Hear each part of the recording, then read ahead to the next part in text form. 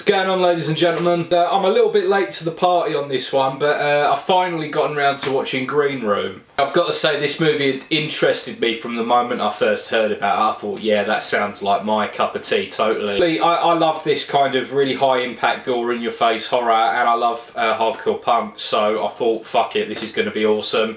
And you know what? I wasn't disappointed. So the film is written and directed by Jeremy Saulnier, and it stars an ensemble cast that includes Anton Yelchin, Imogen Poots, and Patrick Stewart. So Green Room essentially tells the story of a band who are slightly down on their luck. They're in the middle of a tour that is not very financially successful. They get booked for a last minute show at a different venue to replace a cancelled show on the tour. It turns out that the venue is actually run by neo-Nazi skinheads, and most of their patronage shares the same political view. After the band have finished their set and are preparing to leave, one of the members of the band realises that she's left her phone behind. Another goes to retrieve it and walks in on a murder scene. From there, the film becomes a siege movie in which the members of the band are trapped in the green room with the associates of the club trying to kill them. It's not necessarily clear why to start with, but it soon becomes quite obvious when the nature of the killing is revealed.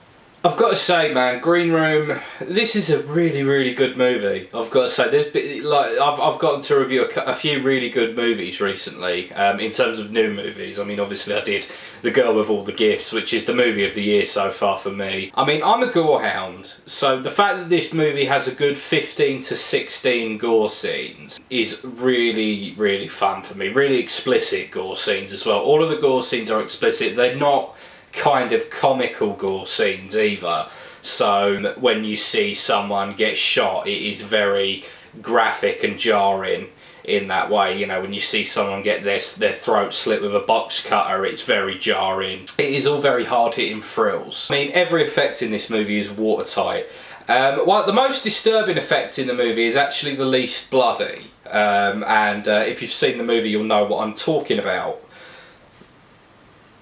That one. Another thing I like is that all of the characters feel very genuine, you know? They don't feel like necessarily kind of stock, out of the box characters, particularly the bad guys actually, because when people write neo-Nazi characters, they have a tendency to write them as kind of these fearless, fight first, ask questions later types, when in reality most neo-Nazis are kind of quite frightened sheep, really. I mean, that's kind of the fact here. Yeah, they put up a fight and whatnot, but in a lot of ways they're quite scared in their own regard, and they're, you know, quite apprehensive. I mean, Green Room's not without its problems, I'll grant you that. There's a couple of times where, particularly towards the start, there's a couple of times where the storytelling is a little bit clunky. It's, you know, the film, particularly to start with, doesn't have a great deal of narrative purpose necessarily, but I can kind of see the deal with that. I mean, they move the film up to a point, and then once it kind of dives headfirst into what's going on, this film becomes a very action-packed thrill ride.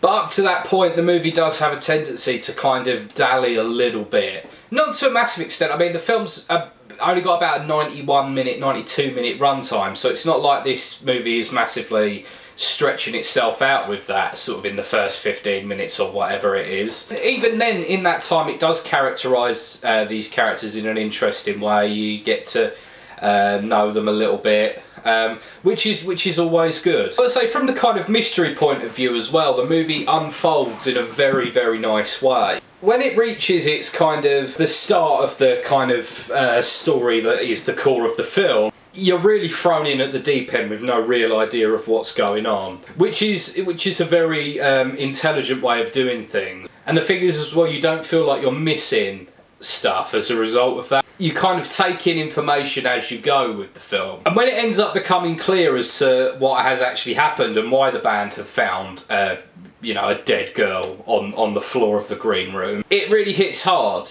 It's odd because the dead body kind of almost becomes a tertiary element of the story, and kind of, you know, once they've buried it under the sheet, you kind of forget that that's the whole reason they're at odds with these buffoonish skinheads, you know. I think this movie has a lot of appeal actually to a lot of different people. I think that if you're into your horror movies and your thrillers, then this is definitely a movie that's for you. I think this movie could have quite a big appeal to action fans as well, because it is a very in-your-face, loud sort of movie with a lot of kind of action-y type set pieces. Overall, I've got to say Green Room is worthy for me of a 9 out of 10.